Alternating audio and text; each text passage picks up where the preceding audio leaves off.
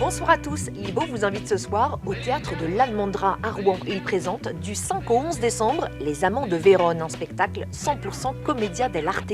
L'histoire de Roméo et Juliette revisitée avec humour, danse, chant, combat. Bienvenue dans Les Yeux Bien Ouverts. Oui, tu peux serrer. Tu peux serrer. Serré, mais pas trop, sinon Mais on peut pas plus trop. respirer. Non. Moi, je joue la mère de Roméo. Complètement possessive, qui ne veut pas lâcher son fils et qui préfère l'envoyer à la guerre plutôt que de le voir partir avec Juliette. Pensez-vous que l'amour puisse arriver à calmer cette haine ancestrale ? Une haine ancestrale, un amour impossible, célèbre trame de Roméo et Juliette. Un peu trop classique pour le théâtre de l'Almendra qui transforme cette tragédie universelle en une comédie rocambolesque. Pourquoi tu fais ça? À cause de toi et de ta beauté. De ma beauté. Oui, je te regarde, mais toi tu ne me vois pas. Comme d'habitude. Mais toi, tu me tournes le dos. Comme d'habitude. Improvisation délirante, rythme effréné, chant, danse, les Amants de Vérone adoptent tous les codes de la commedia dell'arte.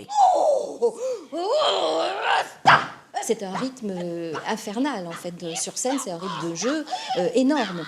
La comédia permet de rythmer le spectateur et la respiration du spectateur avec nous. Donc effectivement, si on parle beaucoup et qu'on ne respire jamais, le spectateur, il meurt.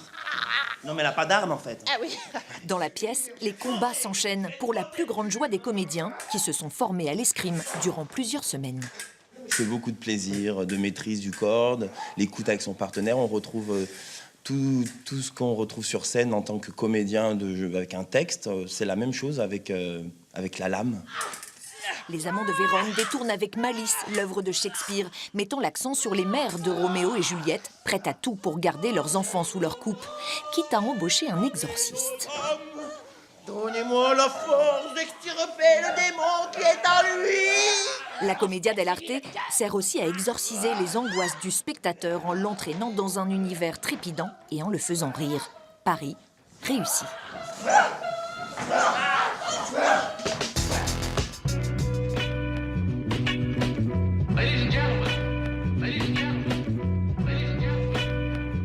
Amateurs de reggae, à vos agendas, la 5e édition du festival Solidacte Reggae se tiendra jeudi, vendredi et samedi prochain à Évreux. Ce festival solidaire permet de récolter des fonds pour un projet humanitaire. Sur scène, une dizaine de groupes, parmi eux les Rouennais, King Keniba. Mon gars, si ça jeune, dis-toi que c'est dans mes gènes, mais que la consanguinité a fini son règne. Je laisse pas faire, je fais taire, je casse, qui prône la pureté de la race. Je suis pas critique, mon choix n'a rien d'exotique. Non, je pense et raisonne, pas comme un blanc, mais plutôt comme un homme qui a la bonne solution. Oui, la peine n'est pas un luxe, assurément le métissage est un plus. Il vous reste une petite semaine pour découvrir l'exposition Raymond Depardon au centre Julio Bona à Lillebonne. Le photographe s'est immergé dans la vie rurale en moyenne montagne. Il a su capter cette France méconnue des années 2000. Né de parents agriculteurs, Depardon explore ce lien originel des clichés rares et sensibles.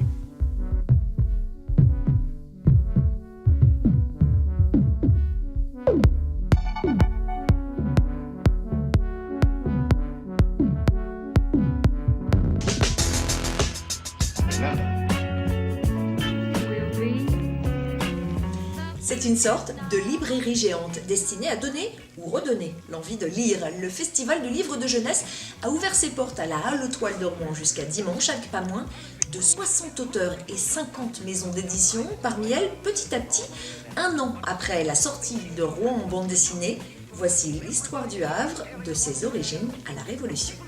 Le forgeron Fulbert est apparu dans l'atelier d'Yves Boistel. Le dessinateur s'est chargé d'illustrer l'une des 10 histoires rassemblées dans cette œuvre collective. Ce que j'ai trouvé de sympa, c'est que comme on est plusieurs, chacun bosse dans son coin et on arrive à faire un produit très rapidement. Et puis j'ai pu voir aussi comment on dessinait les autres. Ça confronte un peu les différents styles. 10 dessinateurs, mais un seul auteur. Pour assurer la cohérence de l'album, Dominique Delahaye a écrit tous les scénarios. Des petites histoires pour raconter la grande. Il y a autant de scénarios que de périodes. avec un fil rouge qui est donc le rapport un peu particulier que les personnages principaux entretiennent avec la salamandre, qui est dans notre ouvrage le symbole d'une vision qui habite souvent ces personnages. Des personnages parfois imaginaires, mais qui évoluent toujours dans un contexte bien réel. L'historienne de l'équipe, Béatrice Merdrignac, a mené l'enquête dans les archives et les musées. Donc voilà notre homme. Voilà donc le corsaire Michel-Joseph Dubocage.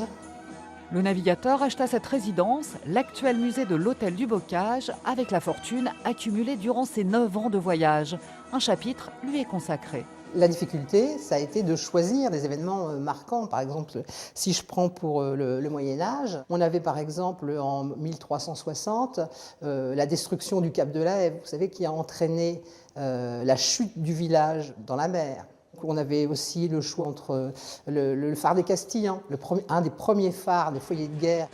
Une sélection bien difficile répartie en 10 chapitres, de la préhistoire à la Révolution française. Pour la suite, le tome 2 est déjà en préparation.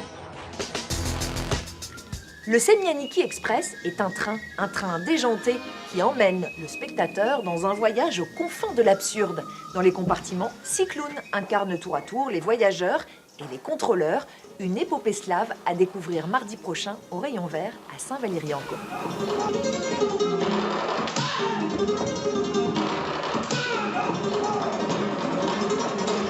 C'est tout pour aujourd'hui. La semaine prochaine, Angèle Devecchi vous emmènera au Cirque Théâtre d'Elbeuf. D'ici là, bien sûr, gardez les yeux bien ouverts.